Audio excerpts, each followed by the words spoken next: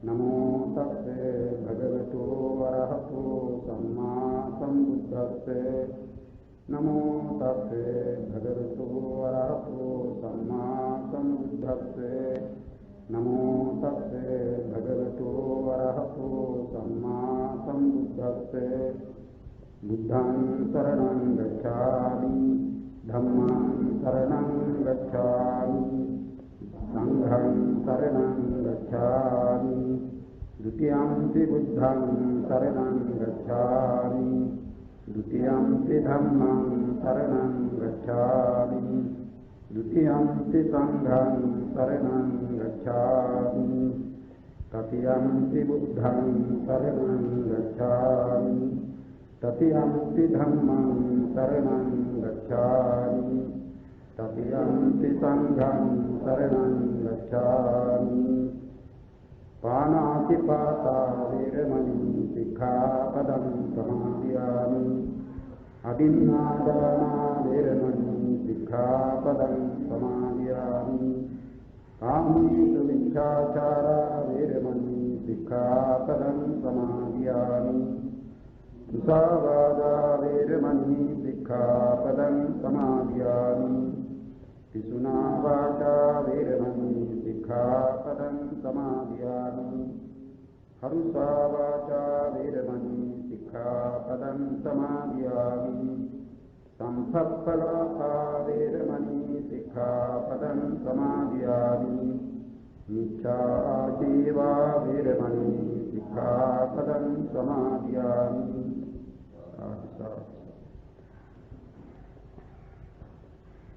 ඉන්ගතුනි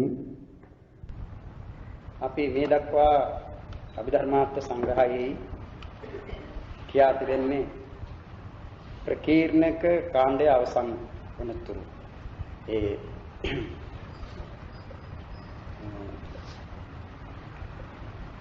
වේදනා හේතුතෝ කිච්ච ద్వාරා ලම්බන වත්තුතෝ චිත්තුප්පාද වශයෙන්ව සංඝහෝ නාම නියති කියන ඒ ගාථාවෙන් පටන් ගත්ත ප්‍රකීර්ණක කාණ්ඩය අප පසුගිය දිනෙහි කියා අවසන් කළේ.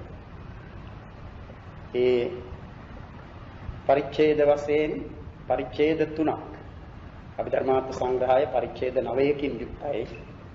එයින් පරිච්ඡේද 3ක් කියා අවසන්. මේ පරිච්ඡේද 3එහි කියන ලද කරුණු හොඳට මතක තිබෙන්නට ඕන. මේ 4 වෙනි පරිච්ඡේදය කියන විට 4 වෙනි පරිච්ඡේදයේ යෙන්නේ චිත්ත වීති පිළිබඳ විස්තරයක්. මේ චිත්ත වීති කියන්නේ සිත් හට ගන්නා පිළිවෙල පිළිබඳව කියන කොටසක්. ඒ චිත්ත වීති පිළිබඳව දැනගැනීමේදී ඒ වීති සංග්‍රහයෙහිම පළමු කොට දක්වනවා ඒ වස්තු සය ద్వාර සය ආරම්මන සය විඥාන සය කියන කලින් ඉගෙනගත්ත ඒ කරුණු විශේෂයෙන්ම ච වත්තුනි ච ద్వාරානි ච ආලම්බනානි කියන ඒ තුන ච විඥානානි ච වීතියෝ චදා විෂයක් පවත්ති කියලා තවත් කරුණු තුනක් තියෙනවා. ඒවා පිළිබඳවත් දැනගත යුතුයි මේ වීති සංග්‍රහය කරන විට. ඉතින් ඒ පළමුවෙන් ඉගෙනගත්ත සංග්‍රහ තුනේ පරිච්ඡේද තුනේදී තුනෙන් මුල්ම එකේදී අප ඉගෙන ගත්තේ සිත් 89 නැත්නම් සිත් 121 පිළිබඳව. ඒ සිත් 89 නැතොත් 121 කුසල් අකුසල් විපාක ක්‍රියා වශයෙන් ಜಾති 4කට බෙදුනි. එයින් 89 ක්‍රමය ගන්නා විට කුසල් සිත් 21කුත් අකුසල් සිත් 12කුත් විපාක සිත් 36කුත් ක්‍රියා සිත් 20කුත් කියන ඒ ಜಾති 4ට ඇතුළත් වූ සිත් 121 ක්‍රමය ගන්නා විට කුසල් සිත් ගණන වැඩි වෙනවා. ඒ වැඩි වෙන්නේ ධ්‍යාන භේදයෙන් ලෝකෝත්තර සිත් 840ක් වන බැවින් ලෝකෝත්තර සිත් 8එහි කුසල් සිත් තිබෙනවා 4ක්. ඒ හතර ධ්‍යාන භේදයෙන් 20ක් වෙනවා. අනේ ඒ නිසා ලෞකික සිත් ලෞකික කුසල් සිත් 17ක් තිබෙන්නේ. ඒ 17ට ලෝකෝත්තර කුසල් වශයෙන් 20ක් එකතු වුණාම 37ක් වෙනවා. 89 ක්‍රමයට කුසල් සිත් 21යි 121 ක්‍රමයට කුසල් සිත් 37යි. ඒ වගේම විපාක සිතුත් සංක්ෂේපණය නැත්නම් ඒ 89 ක්‍රමයට විපාක සිත් 36ක් කියලා දක්වන්නේ. ඒ විස්තර ක්‍රමයට 121 ක්‍රමයට ඒ විපාක සිත් 50 කීයක් වෙනවද? ඒ කියන්නේ 4 වෙනුවට 20ක් ගැරිනවා. එතකොට 32යි 20යි 52ක්. අනිත් ඒවායේ වෙනසක් වෙන්නේ නැහැ. අනිත් ඒවා ඒ ක්‍රියාසිත 20යි. අකුසල් සිත් 12යි. එන්න මේ ක්‍රමයේ දෙකම දැනගෙන තිබෙන්නට ඕන. මේ වීති සංග්‍රහය කරන විට. සිත් 89 ක්‍රමය 90 සිත් පිළිබඳව 121 ක්‍රමයේ පිළිබඳව ඒ සිත් පිළිබඳව කෙනෙක් දැනගෙන සිටින්නට ඕන. චිත්ත වීතීන් පිළිබඳව කතා කරන විට. ඉතින් චිත්ත වීති කියන්නේ සිත් ඇතිවන පිළිවෙල. සිතක් උපදිනකොට ඒ සිත චෛතසිකත් සමගමයි උපදින්නේ. ඒ බව අප දැනගෙන තිබෙනවා. ඒක උප්පාදේක නිරෝධේක ලම්බනේක වත්තුක කියන සතර සංප්‍රයෝග ලක්ෂණයන්ගේ වශයෙන් සිත සමග එකට උපදනා සිත සමග එකට උපදනා ධර්මවලටයි චෛතසිකේ කියන්නේ.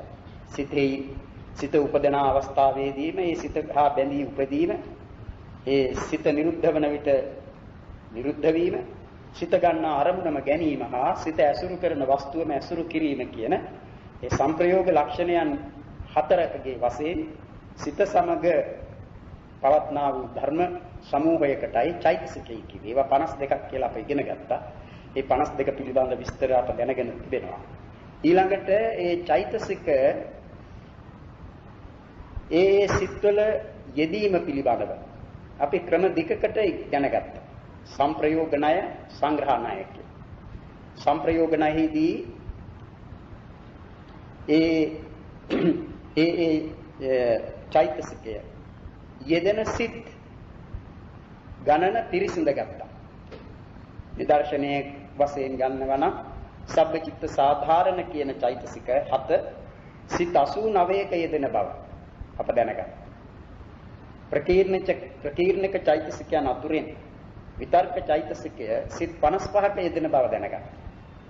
අන්න ඒ ක්‍රමය තමයි සංප්‍රයෝග ණය කියන්නේ.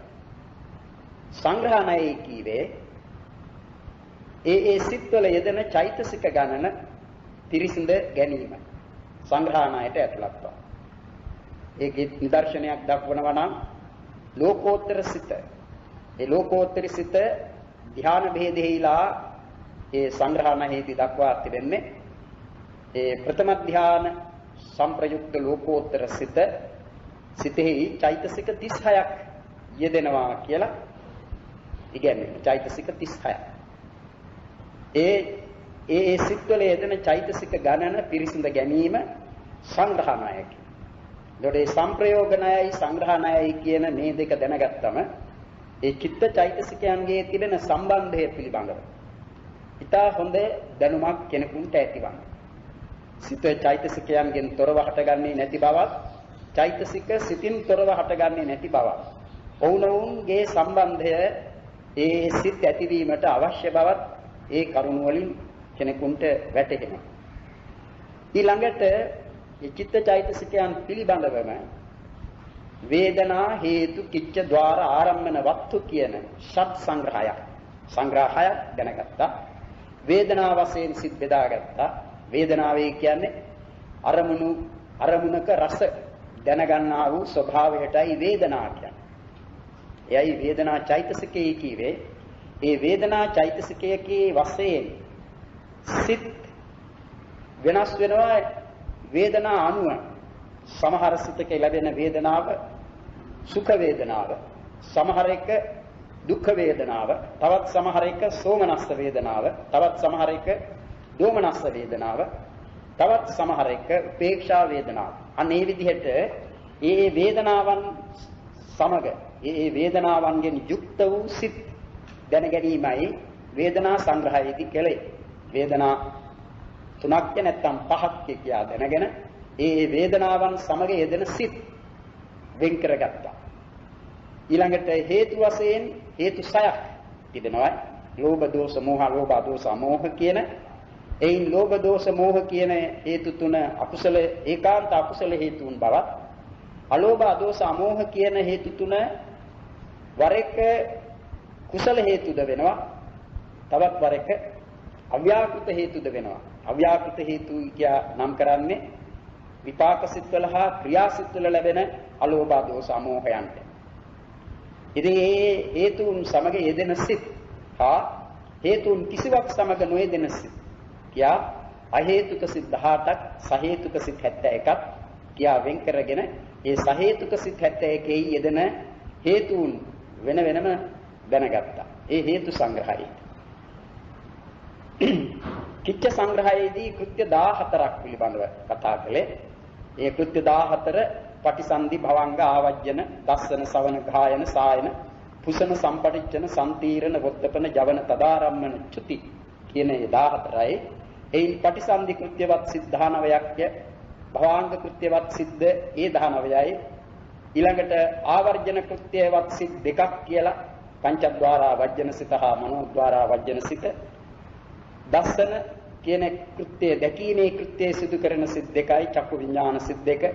ශ්‍රවණ කෘත්‍ය සෝත විඥාන සිත් 2, ගායන කෘත්‍ය ගාන විඥාන සිත් 2, සායන කෘත්‍ය ජීවහා විඥාන සිත් 2, පුසන කෘත්‍ය කාය විඥාන සිත් 2 කියන ඒ සිත් වලින් කරන ඒ කෘත්‍යනුත් ඊළඟට සම්පටිච්ඡන කෘත්‍යවත් සිත් 2ක් ය, සම්තීරණ කෘත්‍යවත් සිත් 3ක් ය.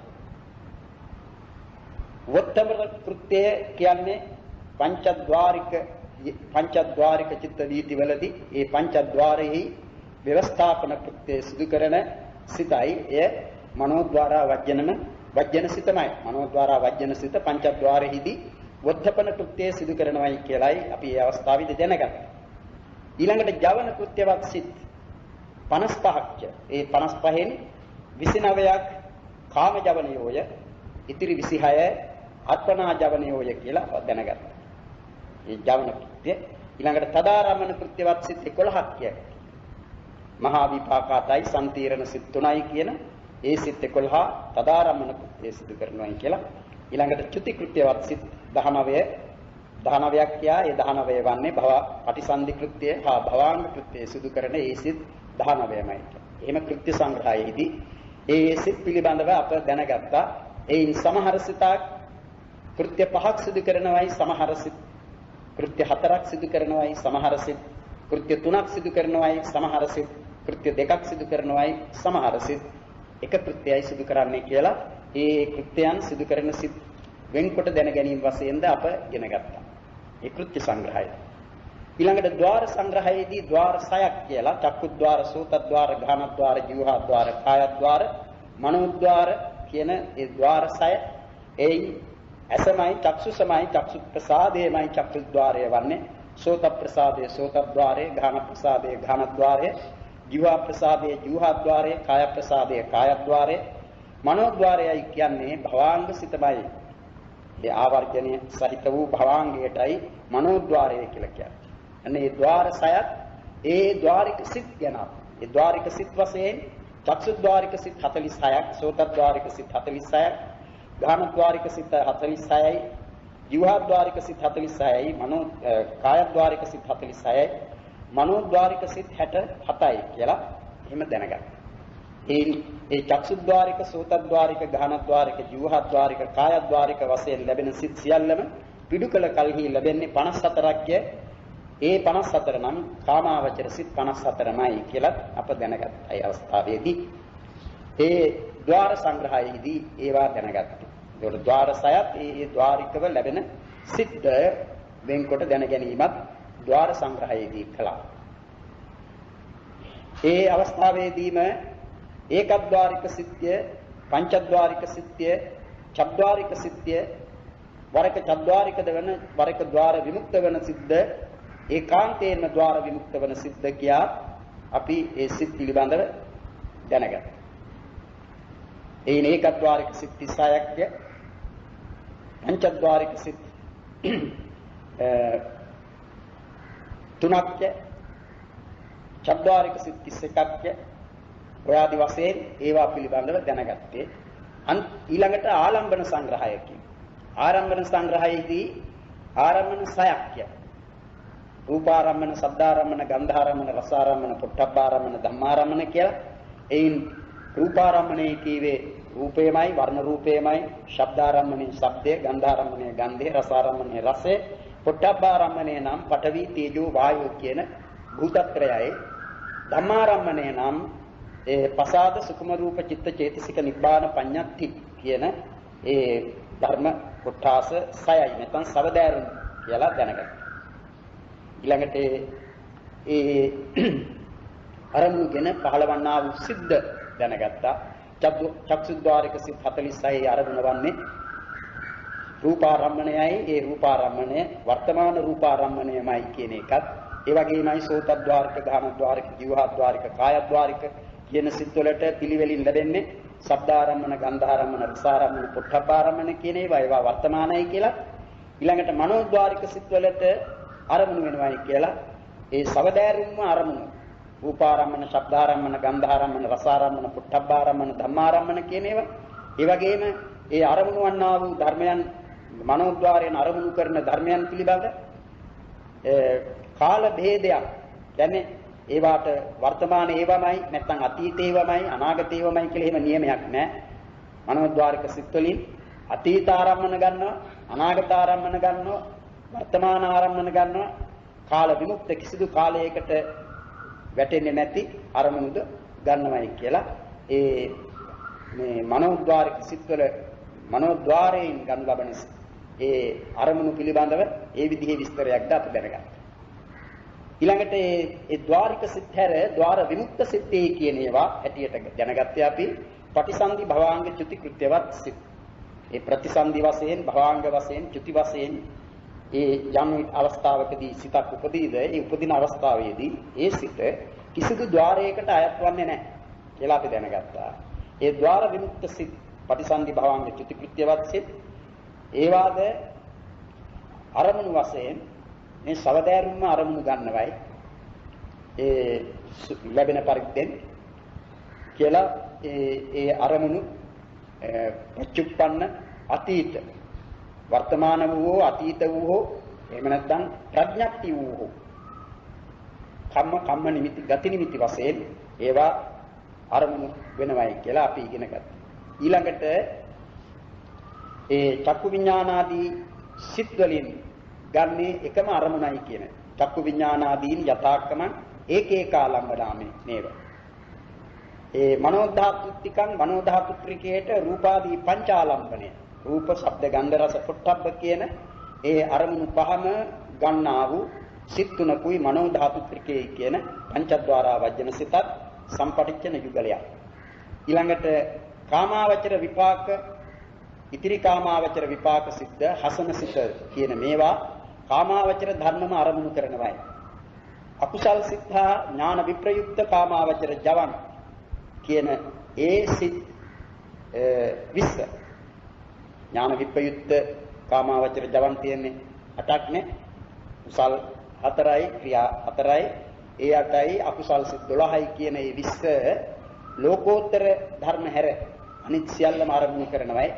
ඥාන සංප්‍රයුක්ත කාමාවචර කුසල් 4ත් අභිඥා කුසල් සිතත් කියන ඒ සිත් පහ අරහත් මාර්ගයයි ඵලයයි කියන ඒ ධර්ම දෙක හැර අනිත් සියල්ල ආරම්භ කරනවායි කියා. ඥාන සංප්‍රයුක්ත කාමාවචර ක්‍රියාසිත හා ඒ කියන්නේ ක්‍රියාසිත 4 හා අභිඥා ක්‍රියාසිතත් වොත්තපන සිතත් වොත්තපන සිතේ කියපු මනෝද්වාරා වජ්ජන සිතත් සියල්ලම ආරම්භ කරනවායි කියා අපි දැනගන්න. ඊළඟට අරූපාවචර සිත් වලින් දෙවෙනි සහ හතරවෙනි අරූපාවචර සිත්. දෙවෙනි කීවේ විඥානංචායතන සිත, හතරවෙනි කීවේ නේව සංඥා නා සංඥායතන සිත. ඒවා මහග්ගතා ලම්බනානි. මහග්ගත ලම්බනයි කීවේ ආකාසානංචායතන සිත හා ආකින්චඤ්ඤායතන සිත කියන ඒවයි මහග්ගතා ලම්බන.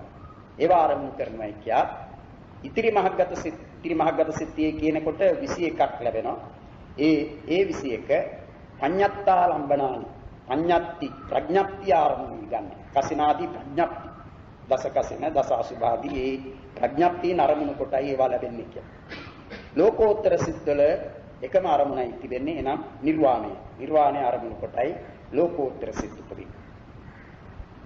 ඉතින් අන්න ඒ විදිහට ඒ ආරම්මන සංග්‍රහයේ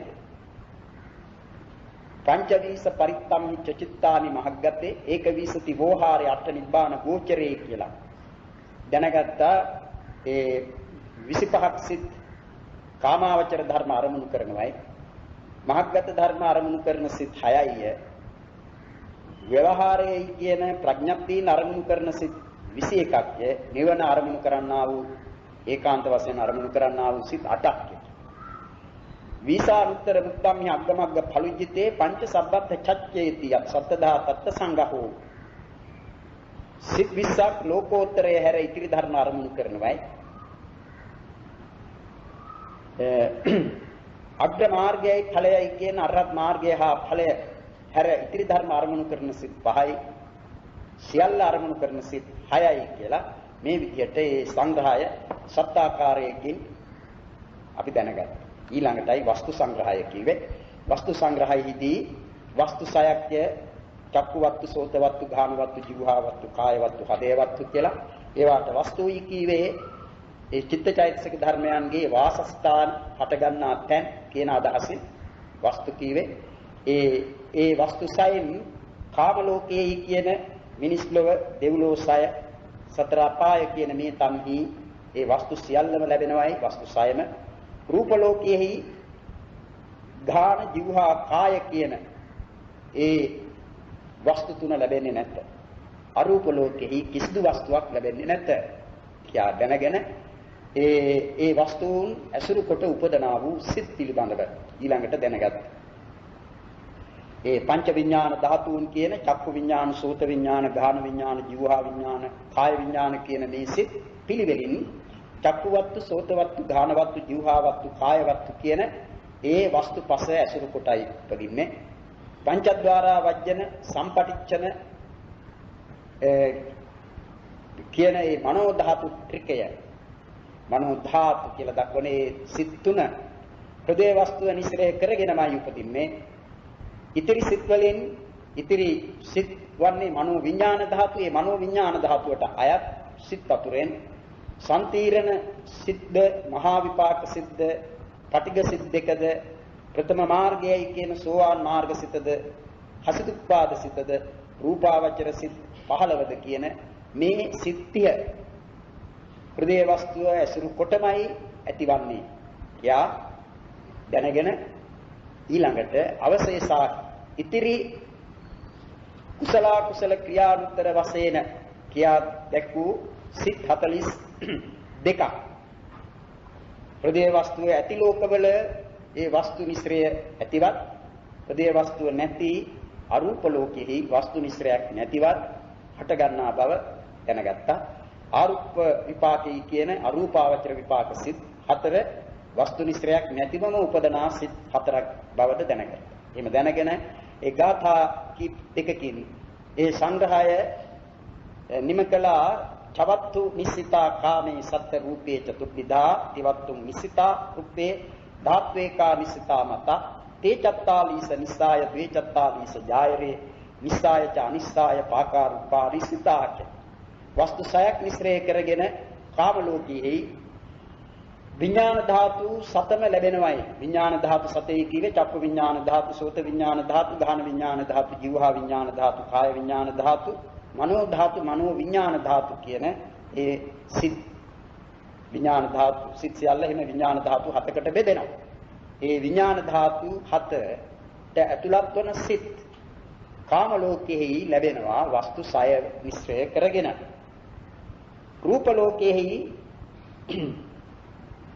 ඒ වස්තු තුනක් මිශ්‍රය කරගෙන ඒ රූප ලෝකෙහි කිව්වේ රූපාවචර බ්‍රහ්ම ලෝක ඒවායි ලැබෙන්නේ වස්තු තුනයි චක්කු වස්තු සෝත වස්තු හදේ වස්තු කියන ඒ වස්තු තුන මිශ්‍රය කරගෙන චක්කු විඥාන ධාතු සෝත විඥාන ධාතු මනෝ ධාතු මනෝ විඥාන ධාතු කියන ඒ ධාතු සතරට විඥාන ධාතු සතරට අයත් සිත් ලැබෙන වස්තු තුනක් මිශ්‍රය කරගෙන අරූප ලෝකයේහි කිසිදු වස්තුවක් මිශ්‍රය කර නොගෙන එකම විඥාන ධාතුව වෙන මනෝ විඥාන ධාතුව ලැබෙනවායි.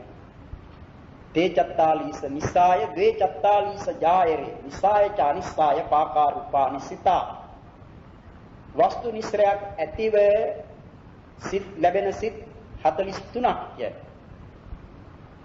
ඒ චක්කු විඥානාදී සිත් 10ක් මනෝ ධාතු ත්‍රිකයත් ඉන්පසු කී අර සිත් 30ක් ඒ 43 වස්තු මිශ්‍රයක් ඇතිවයි ලැබෙන්නේ. චක්කු වත්තු, සෝත වත්තු, ධාන වත්තු, ජීවා වත්තු, කාය වත්තු, හදේ වත්තු කියන ද්වේ චත්තාලීස ජායරේ නිසාය චානිසාය 42ක් සිත් වස්තු නැති ලෝකවල ඒ වස්තු මිශ්‍රය ඇතිවද වස්තු නැති ලෝකයන්හි වස්තු මිශ්‍රයක් නැතිවද ලැබේ.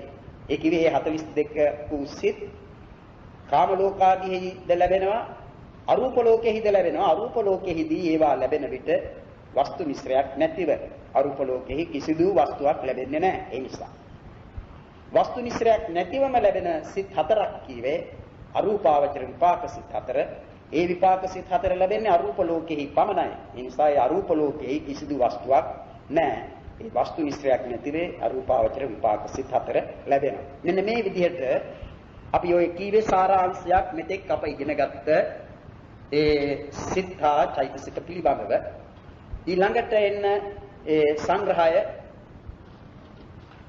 තමා සතරවෙනි පරිච්ඡේදයේ දක්වන්නේ. ඒ සතරවෙනි පරිච්ඡේදය මේ අභිධර්මාර්ථ සංග්‍රහයෙහි වගේම අභිධර්මයේ ඉගෙන ගැනීමේදී මේ සංග්‍රහයෙහි මේ කොටසෙහි කියවෙන කරුණු ඉදිරි ආභිධර්මික පොත් කියවන විට ප ဋ ාණ ආදී ඒ පොත් කියවන විට ඊටාම අවශ්‍ය වෙන කොටසක්. ඒ ප්‍රත්‍යයන් පිළිබඳව උගන්වන විට අනන්තර සමානන්තර සහජාත අඤ්ඤමඤ්ඤ නිස්සය උපනිස්සය ආදී ඒ ප්‍රත්‍යයන් පිළිබඳව දැනගන්නා විට මේ චිත්ත වීතිවලදී දැනගන්නා කරුණු ඊටාම උපකාර. ඒවා පිළිබඳව දැනුමක් නැති කෙනෙකුට ඒ ප්‍රත්‍යයන් පිළිබඳ කතාව ඒතරම් තේරෙන කාරණයක් වන්නේ. ඒ නිසා මේ කාණ්ඩය බොහොම වමනාවෙන් ඉගෙන ගත යුතු කොටසක් කියලා දැනගන්නට ඕන. ඒ ආරම්භ කරන්නේ ගාථා දෙකකින්. ගාථාවකින් චිත්තුප්පාදාන විච්ඡේවං කତ୍වා සංඝා මුත්තරං භූමි පුද්ගල භේදේන පුබ්බා පර නියාමිත පවත්ති සංඝං නාම පටිසන්ධි පවත්තියං භවක්කාමි සමාසේන යථා සම්භවතු කතං චිත්තුප්පාදාන ඉති එවං කତ୍වා. දැන් මේ දක්වා ඉගෙනගත්ත පරිච්ඡේද තුනෙහිදීම දැනගත්තේ චිත්තුප්පාදයන් පිළිබඳව. චිත්තෝත්පාදයෝය කියන්නේ සිත, ඒ සිත සමග හට ගන්නා චෛතසික. ඒ දෙකොටසම එක්කොට ගත් කල්හි කියනවා ඒවට චිත්තෝත්පාද කියලා. අනේ ඒ චිත්තෝත්පාදයන්ගේ සංග්‍රහය කොට දැන් කියන්නට යන්නේ භූමි පුද්ගල භේදේන පුබ්බා පර නියාමිත. භූමි භේදයෙන් පුද්ගල භේදයෙන් එවැගේම පෙර පසු සිත් වලින් නියම කරනු ලබන පරිදි සිත්වල හටගැන්ම පිළිබඳව මේ පවත්ති සංඝා නාම පටිසන්ධි පවත්‍ය ප්‍රවෘත්ති සංග්‍රහය සිත්වල පැවැත්ම පිළිබඳ වූ සංග්‍රහයක් කියනවා පටිසන්ධි පවත්‍යං. ප්‍රතිසන්ධි කාලයේදී සිත්හි පැවැත්ම හා ප්‍රවෘත්ති කාලයේදී සිත්හි පැවැත්ම කියන මේ දෙක පිළිබඳව ඒ කියන්නේ සමාසේන බොහොම කොටින් කියන්නට යන්නේ ඒ ලැබෙන පරිද්දේ. ඉතින් ඒවා කතං කියලා කොහොමද කියන්නේ යන හැටි කියනවා. ඒ කියන්නට යන දේවල් පිළිබඳව පළමු කොට දක්වනවා ච වත්තුනි ච ద్వාරානි ච ආලම්බනානි ච විඥානානි ච වීතියෝ චද්ධාවිසයක් පවත්ති චේති වීති සංග්‍රහයේ ච චක්කානි වේදි තබ්බානි. මේ වීති සංග්‍රහය මේ කොටසට කියන්නේ වීති සංග්‍රහය වීති චිත්ත වීති පිළිබඳව දක්වන කොටස. ඒ සංග්‍රහයෙහි දත යුතු වේදි තබ්බානි කියන්නේ දත යුතුයි. ච වත්තුනි වස්තු සය පිළිබඳව. දැන් ඊට කලින් අප කී ඒ වස්තු සය පිළිබඳව දැනගෙන තිබෙන්නට ඕන. වස්තු සයයි. ద్వාර සය. චක්සු ద్వාර, සෝත ద్వාර ආදී ඒ ద్వාර සය. ච ආලම්බනානි අරමුණු සය. රූපාරම්මනාදී අරමුණු සය. ච විඥානානි විඥාන සය කීවේ චක්කු විඥාන, සෝත විඥාන, ගාන විඥාන, ජීවහා විඥාන, කාය විඥාන, මනෝ විඥාන කියන ඒ විඥාන සය. චක්කු විඥාන කියන ඒවා අපි කලින් දැනගත්තා. චක්කු විඥාන ආදී ඒ කාය විඥානයේ දක්වා වූ පහ. ඉතිරි සිත් සියල්ලම අන්තර්ගත වන්නේ ඒ 10 හැර ඉතිරි සිත් සියල්ලම විඥාන වශයෙන් දක්වන විට මනෝ විඥාන කියන කොටසටයි ඇතුළත් වන්නේ. චක්කු විඥාන ආදී ඒවා දෙක බැගින් තිබෙනවා. කාය විඥානත් දෙකක් තිබෙනවා. මනෝ විඥානයි කියන මේ 10 හැර විපංච විඥානයේ හැර ඉතිරි සිත් සියල්ලම මනෝ විඥාන යනුවෙන් දක්වන්නේ. ඒ නිසා විඥාන සය පිළිබඳවද දැනගෙන තිබෙන්නට ඕන. ච විඥානා. ඉතින් අපි දන්නවනේ දැන් මෙතෙක් අපි ඉගෙන ගත්ත සිත් 89න් 10 චක්කු විඥානාදී සිත් 10 තමයි චක්කු විඥාන, සෝත විඥාන, ගාන විඥාන, ජීවහා විඥාන, කාය විඥාන කියලා දක්වන්නේ. ඉතිරි සිත් සියල්ලම මනෝ විඥාන කියන එකටයි ඇතුළත් වන්නේ. ඒ 10 හැරුණාම 79ක් සිත් මනෝ විඥාන. මෙන්න මෙතන සිට පටන් ගන්න වීථීන් පිළිබඳව වීථියෝපන වීථීන් වනාහි. ද වීථී කියන්නේ හරියට වීථිය කියලා පාරටත් කියනවනේ නම. මේකන් ඒ වගේ තමයි එක විදිහකින් දැන් අපි වීථියක ගමන් කරන විට ඒ තැන් ඉක්මවමින් යන්නේ. යම් තැන් ඉක්මවමින් යනවා. ඒ වගේ සිත් ඇතිවීම පිළිබඳවත් තිබෙනවා පිළිවෙලක්. අප දන්නවා සිත් ඇතිවන්නේ අරමුණක්ගෙන. කිසිදු අරමුණක් නැතිව සිතක් පවතින්නේ ඇතිවන්නේ නැහැ. සිතකට අරමුණක් තිබෙන්නට ඕන. ඒ निराලම්බනික සිත් කියා කොටසක් නැහැ. निराලම්බනිකේ කියන්නේ අරමුණක් නොගන්නා වූ සිත කියක් එකක් ඇතිවන්නට බෑ. එමොකද සිතේ කියන්නේම ආරම්මන විජානන කෘත්‍යය සිදු කරන ධර්මයක. ආරම්ම විජානනය කියන්නේ අරමුණක් දැන ගැනීම. ඒ අරමුණක් දැන ගැනීම නැතිව සිතක් උපදින්නට බෑ. ඒ නිසා අපට වැටහුණත් නොවැටහුණත් කවර හෝ සිතක් උපදින්නේ අරමුණක් ගෙනමයි. දැන් අපට නොදැනෙන සිත් අතුරෙන් හොඳටම නොදැනෙන සිත හැටියට දක්විය යුත්තේ අපට ලැබෙන භවාංග සිත. ඒ භවාංග සිතට අරමුණක් තිබෙනවා.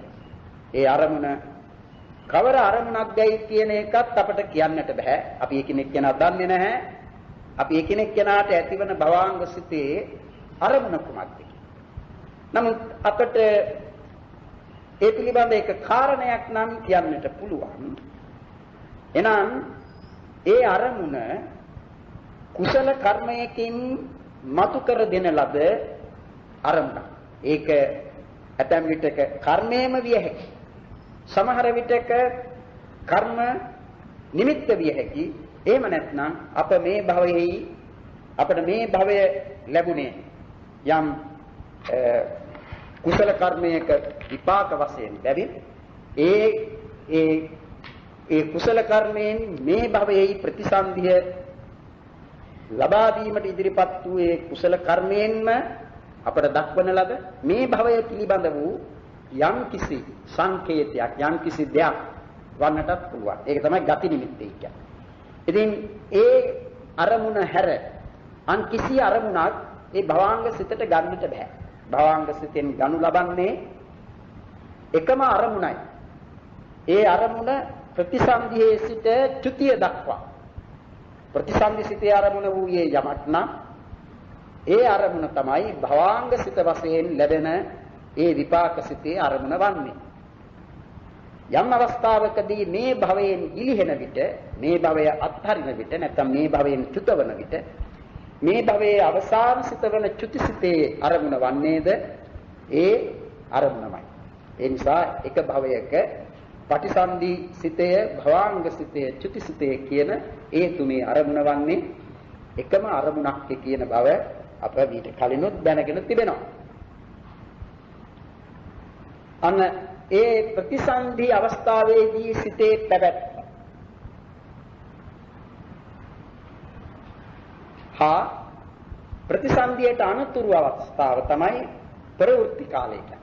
ඒක ඒ නිසා කාල වශයෙන් කාල දෙකක් දක්වනවා. ප්‍රතිසන්ධි කාලය ප්‍රවෘත්ති කාලය. ඉතින් ප්‍රතිසන්ධි කාලය කියන එක ඊටා ක්ෂණික අවස්ථාවක්. දැන් ඒක චිත්තක්ෂණයක කාලයක් ප්‍රතිසන්ධි කියන්නේ. ප්‍රතිසන්ධි සිතේ කියන්නේ ඒක චිත්තක්ෂණයක කාලය. ඊට අනතුරු ඇතිවන්නේ ප්‍රවෘත්ති කාලය. ඒකට ප්‍රතිසන්ධියේ අනතුරු කාලයේ සිට යම් අවස්ථාවකදී ත්‍ෘතිය වේද ඒ අවස්ථාව දක්වා වූ කාලය දක්වන්නට තිබෙන්නේ ප්‍රවෘත්ති කාලය. පවත්නා කාලය. ඒකට ප්‍රතිසන්ධි ප්‍රවෘත්තිගේ වශයෙන් මේ සිත්වල පැවැත්ම දැක්වීම මේ සංග්‍රහයේදී කරන්නේ. එහිදී අප දැනගන්නට ඕන කරුණුයි කීවේ කලින් වස්තුසය, ආද්වාරසය, ආත්මනසය, විඥානසය ඊළඟට එනවා ච වීථියෝ කියලා. වීථිද සයක් තිබෙනවා. චදා විෂය පවත්ති. විෂයයි කීවේ අරමුණට. විෂය පවත්ති කියන්නේ පැවැත්ම. ඒකට චදා කීවේ සවදෑරුම කියන්නේ. එතකොට අරමුණේ පැවැත්ම සවදෑරුම චදා විෂය පවත්ති. ඒ අරමුණ පවතින්නේ කොයිද? ద్వාරිකව පවතින. අරමුණ ద్వාරෙහි ගැටි පවත්නා කාලය පිළිබඳවයි ඒ විෂය ප්‍රවෘත්තිය එන්නේ. සදා විෂය පවත්ති කියන්නේ ඒකයි. ඒ විෂය කියන අරමුණේ පැවැත්ම සවදෑරුමියයි. ඒවා අපිට ඉදිරියේදී ඉගෙන ගන්නට ලැබෙන්නේ. මෙන්න මේ විදිහට චක්ක සය චක්කානි කියලා කියන්නේ. චක්ක කියන්නේ හයේ ගොඩකට හයේ ඒවා දැන් හයේ ඒවා එකක්. හයේ සමුදායක්. වෙතොත් ඒක චක්කයක්. ඒ විදිහේ චක්ක සයක් තිබෙනවා. හයේව හයක් තියෙනවා. ඒ කියන්නේ වස්තු සය, ద్వාර සය, ආරම්මන සය, විඥාන සය, වීති සය, විෂයක් පවත්ති සය. එහෙම චක්ක සයක් තිබෙනවා මේ සංග්‍රහයේදී දත යුතු. ඒ වීතියට ඇතුළත් වන සිත් පිළිබඳවත් වීති මුක්ත වන සිත් පිළිබඳවත් දැනගන්න. දැන් පටිසන්ධි කාලයේදී සිතේ පැවැත්ම පිළිබඳව කතා කරන විට ඒ ප්‍රතිසන්ධි සිත වීති මුක්ත සිත. වීති මුක්තය කියන්නේ වීතියකට ඇතුළත් වන්නේ නැති සිත. වීති මුක්තයි. ඒ වීති මුක්ත සිත් වනාහි කම්ම නිමිත්ත ගති නිමිත්ත වශයෙන් ත්‍රිවිධා හෝති විෂයක් පවත්තේ. දැන් ඒ වීති මුක්තේ කීවේ පටිසන්ධි භවාංග චුති කියන මේ කෘත්‍යවත් සිත්. ඒ අවස්ථාවවලදී ඒ සිත් වීති මුක්ත සිත් වශයෙන් ගන්න. ඒ වීති මුක්ත සිත් වල විෂය ප්‍රවෘත්තිය දක්වන්නට තියෙනවා. විෂය ප්‍රවෘත්තිය කියන්නේ අරමුණ ద్వාරෙහි පැවැත්ම පිළිබඳ. නැත්නම් අරමුණේ පැවැත්ම පිළිබඳ. අරමුණේ පැවැත්ම පිළිබඳව කියන්නට වන්නේ කම්ම නිමිති ගති නිමිත්ත කියලා. කම්ම නිමිත්තේ කර්මයේ කර්ම නිමිත්තේ ගති නිමිත්තේ කියලා තෙවඩෑරුම් වෙනවා. ඒ විෂය ප්‍රවෘත්ති. ඒ ප්‍රතිසන්ධි භවාංග චුති කියන මේ අවස්ථාවවලදී ඒ අරමුණ පිළිබඳව කියන්නට තිබෙන්නේ ඒ විදිහේ විෂය ප්‍රවෘත්තිය. කම්ම නිමිති ගති නිමිති වශයෙන්. ඉතින් ඒ වස්තු ద్వාර ආරම්මන කියන ඒවා පිළිබඳව මේ සංග්‍රහයේදී අමුතුවෙන් කිව යුතු නැහැ. අපි කලින් කියා තිබෙන දෙයක්. ඒවා මේ මතක් කිරීම මෙතනදී කරන්නේ. මේ සංග්‍රහය ඉගෙනීමේදී ඒවා අවශ්‍ය වන බැවින්. ඊළඟට ඒ විඥාන 6 ගැන කියනවා මම ටිකක්කට කලින් කියවේ චක්ක විඥාන, සෝත විඥාන, ගාහන විඥාන, જીවහා විඥාන, කාය විඥාන, මනෝ විඥාන කියා විඥාන 6. ඊළඟට වීති කියන ඒවා චිත්ත වීති. ඒ චිත්ත වීති කියන්නේ සිත් පේලි. සිත් පේලි කියන විට කෙනෙකුට අදහස් වන්නට බැරි නෑ. දැන් කවුරු හරි යම් කිසි පිරිසකට නැත්නම් ළමයින් කණ්ඩායමකට කියනවා නම් පේලි ගහෙන්නේ කියලා. එයා පේලි එක සිටිනවා. එතකොට මේ පේලියේ සිටින අය එක්කෙනා පස්සේ එක්කෙනා ඉන්නවා. එතන කවුරුවත් මේ නැතුව නෙමෙයි. ඉන්න අය පේලියක් තියෙන. දැන් ඒ විදිහේ පේලියක් කියලා සලකන්නට සුදුසු නෑ චිත්ත වීතිය කියනකොට. සිත් පේලි තමයි. නමුත් ඒ සිත් පේලියෙහි කොයි වේලාවකවත් සිත් දෙකක් නෑ. එකවර. ඒ පේලියට තිබෙන්නේ ඒ කියන්නේ ඒ පේලියේ කියන එක එකක් ඇවිත් නැති වෙනවා තව එකක් ඇති වෙනවා. ඒ විදිහට මිසක මේ හටගත්ත එක තිබියදී තව එකක් එකතු වෙනව නෙවෙයි. එහෙම පේලියක් නෙවෙයි. එමනම් පේලියක් කියලා කියන්නේ අර එන පිළිවෙල අනුව එකකට අනතුරුව එකක් වශයෙන් උපදිනවා. අනේ චිත්ත දැන් චිත්ත වීති ප්‍රස්තාර කරනවා. ඒ චිත්ත වීතිය ප්‍රස්තාර කරන විට ඒ චිත්ත වීතියේ ලැබෙන ඒ සිත් අපි නම් කරනවා. ඒවට නම් දී තිබෙනවා. පටිසන්ධි භවංග ඔය ආදි වශයෙන් දැන් අපි කියනවා නම් අපට ලැබෙන්නේ භවංග සිත්නේ සිත් පේලියක් උපදින්නට කලින් තිබෙන්නේ භවංග සිත්. ඒ මොකද මේ ජීවිතය පවත්වාගෙන යාමේදී මේ ජීවිතය නොනැසී පැවතීමට ඉවහල් වන සිත තමයි භවංග සිතේ කියන්නේ. ඒකට භවංග කියලා නම දී තිබෙන්නේ ඒ නිසා. භවය කියන මේ නොනැසී නොසින්දී පැවතගෙන යන චිත්ත චෛතසික රූප පරම්පරාව සිඳෙන්නට නොදී පවතින්නට හේතු භූත වන සිත කියන තේරුමෙන් තමයි ඊට භවංග කියන්නේ. ඒ භවංග සිත නැතිව යාම තමයි චුතියේදී සිදුවන්නේ. චුතියේදී එවිටයි කෙනෙක් මරණයි කියන්නේ. ඒ නිසා ඒ භවංග සිතෙන් මේ ලැබූ භවය නොසිඳී පවතින්නට භවංගය තමයි හේතු වන්නේ. ඒ සිත තමයි හේතු වන්නේ. ඒ සිතත් ඇති වෙන නැති වෙන එකක්. ඇති වෙන පරම්පරාවක් විදියට තිබෙන්නේ. එකකට පස්සේ එකක් වශයෙන් ඇති වෙන නැති වෙන ඇති වෙන නැති. ඒ විදිහටයි යන්නේ. අන්නේ ඒ භවංග සිත අපි කියවනේ ඒක වීතියකටයි සිතක් නෙවෙයි කියලා. ඒක වීති මුක්ත සිත. ඒ වීතියක් ඇතිවන්නේ ඒ භවංග සිත නවත්තා. මොකද සිත් දෙකකට එකවර උපදින්නට බෑ. හරියට රේල් පීලි දෙකක ඒ රේල් දුම්රියක් යනවා වගේ සිත් දෙකක් එකට එකවර ඇතිව යන්නට බෑ. මොකද මේ චිත්ත සම්තතිය කියන්නේ ඒ සම්තති කියන වචනේ තේරුම පරම්පරාව. ඒ කියන්නේ సంతානේ කියන එකේ තේරුමත් ඒකයි. సంతාන කියන්නේ එකකට අනුතුරු එකක් වශයෙන් ඇතිවන එක පිළිබඳවයි. ඒ පරපුරක් කියන පරම්පරාවක් තියෙන. ප්‍රවේණියක් තියෙන.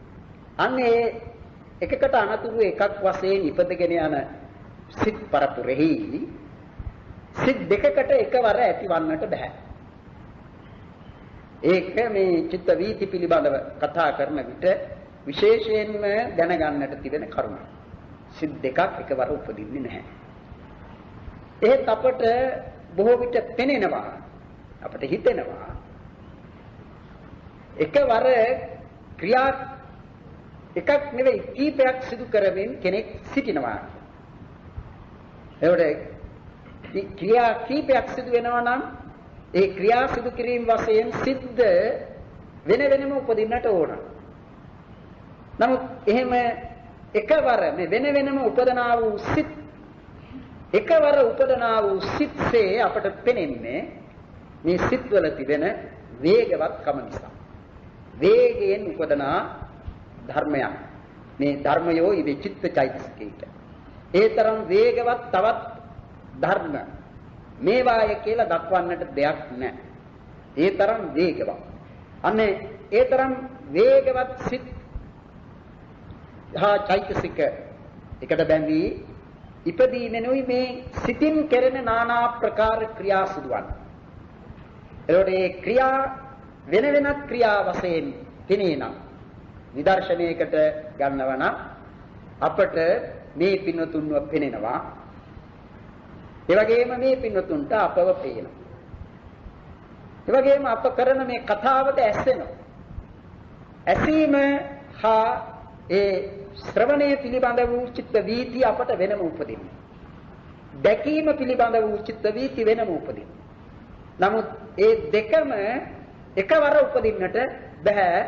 මේ චිත්ත වීතීන් පිළිබඳව දක්වන පිළිවෙල අනුව සලකනවා නම් එකවර උපදින්නට බෑ.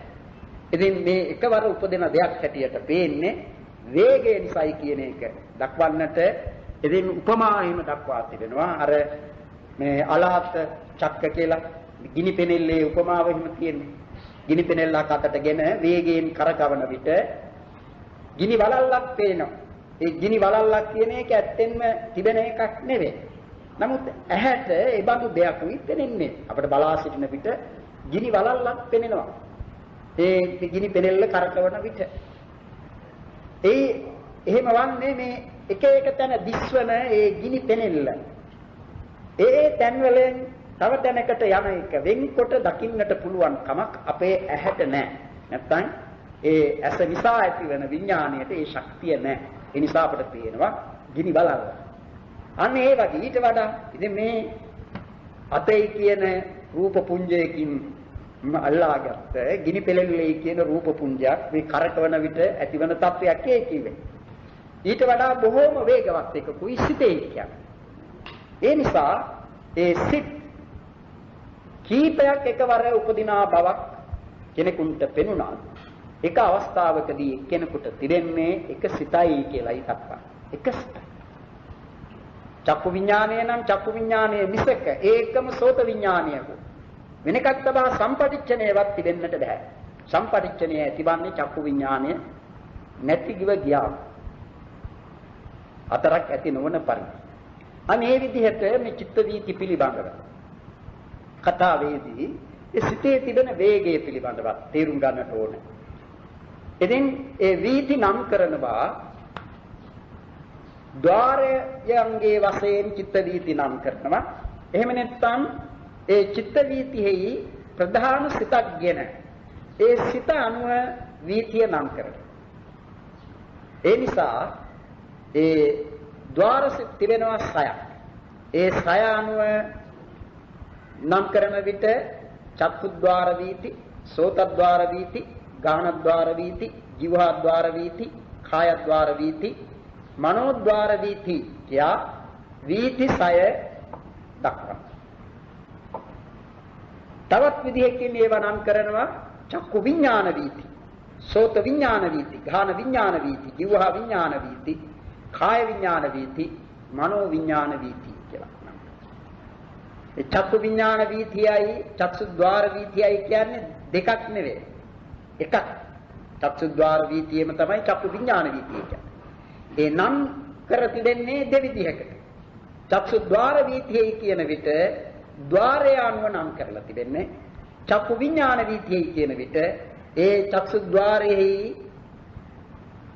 අරමුණ වන්නේ රූපාරම්මණය. ඒ රූපාරම්මණය දකිමින් ඇතිවන්නා වූ සිත වෙන චක්කු විඥානයේගෙන ඒ අනුව චිත්ත වීතිය නම් කර තිබෙනවා චක්කු විඥාන වීතිය කියලා. ඒ විදිහයි අනිත් චිත්ත වීතීන් පිළිබඳව. එහෙම ద్వාරික වශයෙන්ද නම් කර තිබෙනවා, විඥානයන්ගේ වශයෙන්ද නම් කර තිබෙනවා. ඒ නිසා මේ අභිධර්මාර්ථ සංග්‍රහ පාඨයේ පිළිබඳව වීථියෝපන චක්ෂුද්්වාර වීථි සෝතද්්වාර වීථි ඝානද්්වාර වීථි ජීවහද්්වාර වීථි කායද්්වාර වීථි මනෝද්්වාර වීථි චේති ద్వාර වශයෙන්වා ඒ විදිහට ద్వාර වශයෙන් කෝ චක්කු විඥාන වීථි සෝත විඥාන වීථි ඝාන විඥාන වීථි ජීවා විඥාන වීථි කාය විඥාන වීථි මනෝ විඥාන වීථි චේති විඥාන වශයෙන්වා ద్వාර පවත්තා චිත්ත පවත්තියෝ යෝජේතබ්බා ඒ ద్వාරයන්හි පවත්නා වූ චිත්ත ප්‍රවෘත්තිය සිත්වල පැවැත්ම යෙදිය යුතුය. යෙදිය යුතුය කියන්නේ චක්සුද්්වාර වීතිය කියා හෝ චක්කු විඥාන වීතිය කියා හෝ යොදන්නටයි කියන්නේ. සෝතද්්වාර වීතිය හෝ සෝත විඥාන වීතිය. ඝානද්්වාර වීතිය හෝ ඝාන විඥාන වීතිය. ජීවහද්්වාර වීතිය හෝ ජීවහ විඥාන වීතිය. කායද්්වාර වීතිය හෝ කාය විඥාන වීතිය. මනෝද්්වාර වීතිය හෝ මනෝ විඥාන වීතිය. ඊළඟට එහෙම ඒ වීති 6 නම් කරලා තිබෙනවා. චක්කු විඥාන වීතිය ආදීන්ගේ වශයෙන් නැත්නම් චක්සුද්්වාර වීතීන්ගේ වශයෙන් ඒ වීති 6 නම් කරන්නේ. ඊළඟට ඒ වීතීන් උපදින්නේ ඒ චිත්ත වීති උපදින්නේ අරමුණක් එල්බගෙන. අරමුණක් නැතිව සිත්වල පැවැත්මක් නැහැ කියවනේ. ඒ නිසා අරමුණක එල්බගෙනයි සිත් හටගන්නේ. ඒ අරමුණු එක්කෝ රූප ශබ්ද ගන්ධ රස පොට්ටබ්බ කියන මේ පහට ඇතුළත් ඒ රූප ධර්ම. එහෙම නැත්නම් එයින් අන්‍ය වූ අර ධම්මාරම්මන වශයෙන් ගන්න ප්‍රසාද සුක්ම රූප චිත්ත චේතසික නිබ්බාන පඤ්ඤප්ති කියන ඒ සයෙන් යමක්. එහෙම එක්කෝ රූපාදී පංචාලම්බනේ එහෙම නැත්නම් ධම්මාරම්මන කියන මේ අරමුණක එල්බගෙනයි සිත් උපදී. ඉතින් එහෙම කියන විට අප මතක තබා ගත යුතුයි. අප දන්නවා චක්සුද්්වාර වීතිය නැත්නම් චක්කු විඥාන වීතිය. රූපාරම්මණයෙහි මිස වෙන අරමුණක එල්බෙන්නේ නැහැ. රූපාරම්මණයක එල්බගෙනමයි උපදින්නේ. ඒ රූපාරම්මණයත් අතීත රූපාරම්මණයක් හෝ අනාගත රූපාරම්මණයක් නෙවෙයි. වර්තමාන රූපාරම්මණයක්මයි. අනේ ඒ නිසා මේ චිත්ත වීති පිළිබඳව කතාවේදී ඊටම අවශ්‍ය වෙන කරුණක් තමයි මේ විෂයප්පවත්ති කියන එක. ඒ විෂයප්පවත්තිය පංචද්වාරික චිත්ත වීතීන් පිළිබඳව දක්වනවා අතිමහන්ත මහන්ත පරිත්ත අතිපරිත්ත කියලා සතර. මනෝද්වාරික වීති පිළිබඳව දක්වනවා විභූත අවිභූත කියලා දෙක. දැන් යන්නේ ඒක දැනගන්නට ඕන. අතිමහන්තං මහන්තං පරිත්තං අතිපරිත්තං චේති පංචද්වාරේ කියන්නේ පංචද්වාරයේහි අතිමහන්තය මහන්තය පරිත්තය අතිපරිත්තය කියාත් මනෝද්වාරෙහි විභූතං අවිභූතං චේති විභූතය අවිභූතය කියාත් චතා විෂයක් පවත්ති වේදිතබ්බා විෂය ප්‍රවෘත්තිය සවදෑරුම් බව දත යුතුයි. එතකොට විෂය ප්‍රවෘත්ති කියන එකෙන් දක්වන්නේ කුමක්ද? දැන් අරමුණු තිබෙන්නට පුළුවන් ලෝකෙහි තිබෙන තාක් සියල්ලම අරමුණු. අපිට දකින්නට ලැබෙන දේවල් පමණක් නෙවෙයි අපිට දකින්නට ලැබෙන දේවල් ඔක්කොම ඇතුළත් වන්නේ කොයි ගොඩටද? රූපාරම්මණය කියන එකට. ඒ දකින අවස්ථාවේදී ඒක වර්තමාන රූපාරම්මණය. ඒ වගේම අපට අසන්නට ලැබෙන දේ කියනකොට අපි අසන්නේ ශබ්දය. ඒ ශබ්ද සියල්ලම කොයිතරම් ශබ්ද තිබුණා දිව්‍ය ශබ්ද, මනුෂ්‍ය ශබ්ද, මේ බෙර ශබ්ද, ගීත ශබ්ද, ඔය මිහිරි ශබ්ද, අමිහිරි ශබ්ද කොයි විදිහේ වුණත් ශබ්දාරම්මණය. ඉතින් ඒක අහනවා නම් දැන් තිබෙන එකක් වෙන්නට ඕනේ එහෙනම්. කොයි වෙලාවක හරි ශබ්දයක් හටගෙන පවතින කාලය තුලදී ඒ ශබ්දය අපි අහන්නේ. නැතේ ගියාම අහන ශබ්දයක් නැහැ. දැන් මේ පින්නතුන් උනත් මා කරනවා ශබ්දයක් කතා කිරීම වශයෙන් ඒ ශබ්දය මේ පින්නතුන්ට ඇහෙනවා. ඒ ඇහෙන්නේ කතාව කරන ශබ්දය පවතිනකොට. ඒ ශබ්දය නවතිනකොටත් ඇහෙනවා. නෑ එතකොට ඇහෙන්නේ නෑ. ඒ මොකද ඒ ශබ්දය නෑ. එතකොට ඇති ශබ්දයක් ඇහෙන්නේ. ඒකයි වර්තමාන ශබ්දය. ගන්ධ රස පොට්ටබ්බ පිළිබඳවත් ඒ චක්කු විඥාන වීති, සෝත විඥාන වීති, ගාහන විඥාන වීති, ජීවා විඥාන වීති, කාය විඥාන වීති කියන මේවා පිළිබඳව එහෙමයි. නමුත් ඒ අරමුණු පිළිබඳව දැන් අපි කියන්නේ රූපාරම්මණය කියලා. ඒ රූපාරම්මණයයි කියන එකත් රූප 28 අතුරෙන් එකක්. රූප 28ක් තිබෙනවා. ඒ රූප 28 අතුරෙන් එකකුයි රූපාරම්මණය කියන්නේ වර්ණය, පාට. වර්ණ ගන්ධ රස ඕජා කියන තැන ඒ වර්ණය. වර්ණය පාට.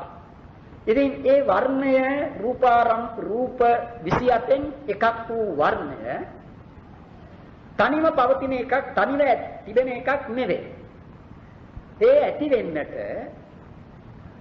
පඨවි, ආපෝ, තේජෝ, වායෝ කියන මේ මහා භූත සතරත් තිබිය යුතුයි. ඒ කියන්නේ මහා භූත සතර ඇති වෙන විටයි ඒ සමග බැඳිලා, ඒ සමග එකට මේ වර්ණය කියන එකත් ඇතිවන්නේ. එහෙම නැතුව වර්ණයේ තනි පැවැත්මක් නෑ.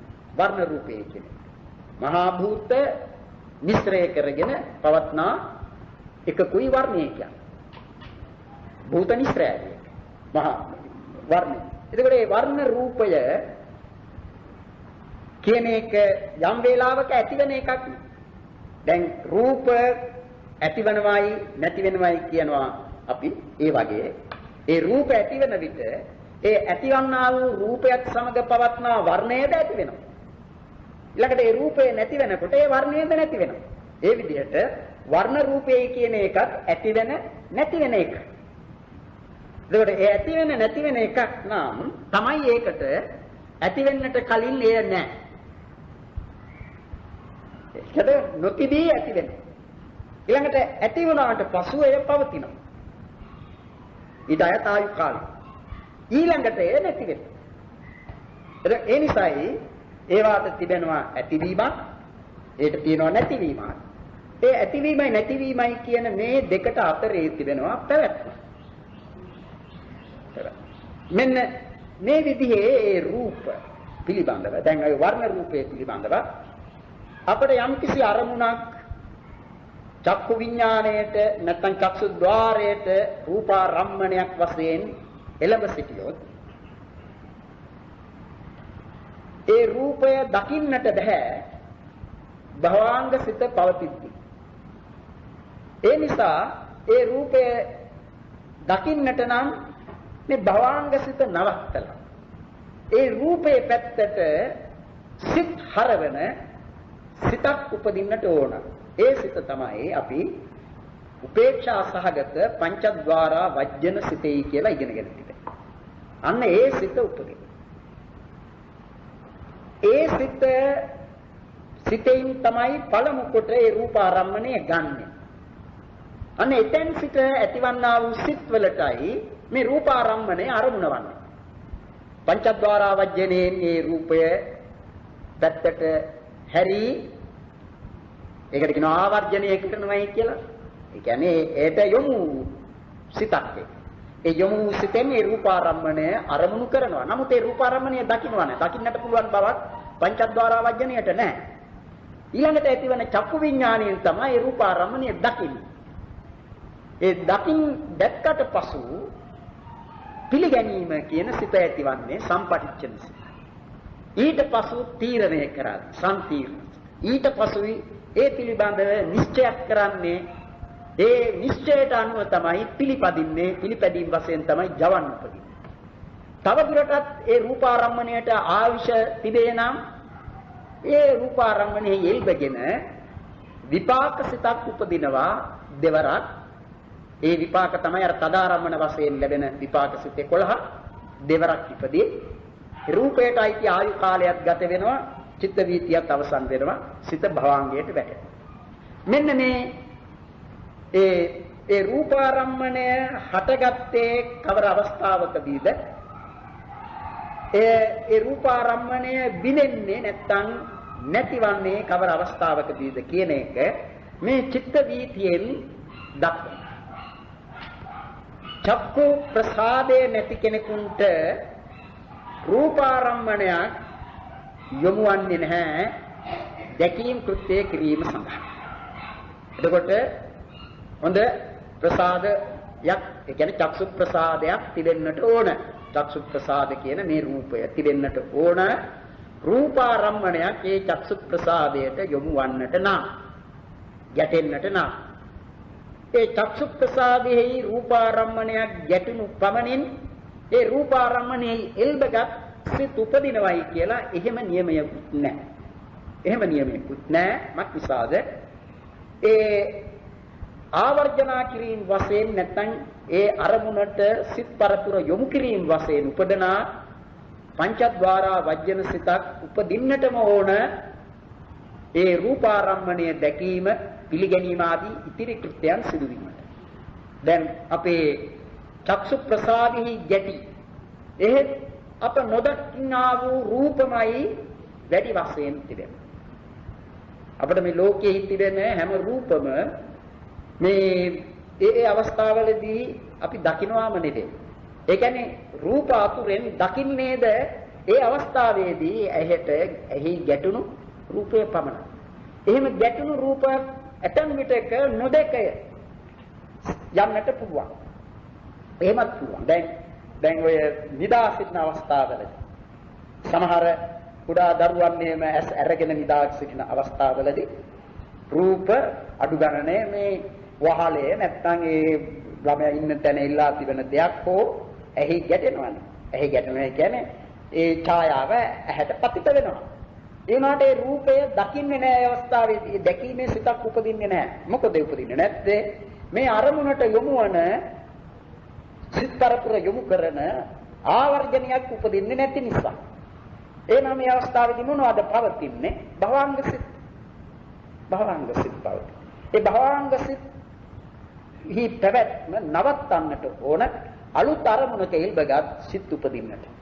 අන්න එහෙම අලුත් අරමුණක ඒ කියන්නේ අරමුණක එල්බගත් සිත් උපදින්නට නම් භවංග සම්තතිය ඒ తాවකාලික වශයෙන් නවත්තනවා.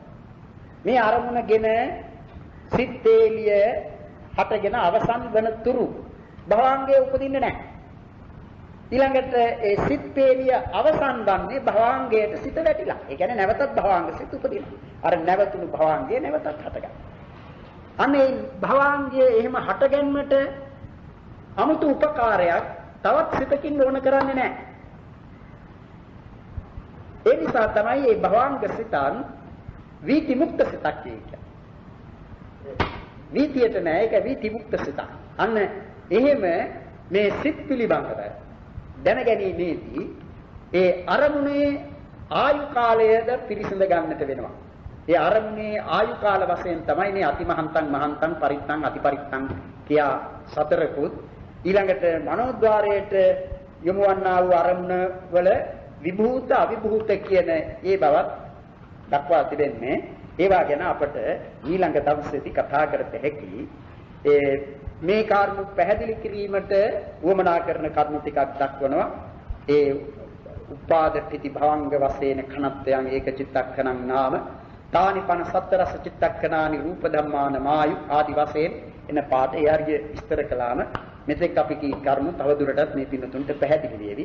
අප ආද එතකින් නවත්වමු. අනිත් දවසේ එතන සිට විස්තර කරමු.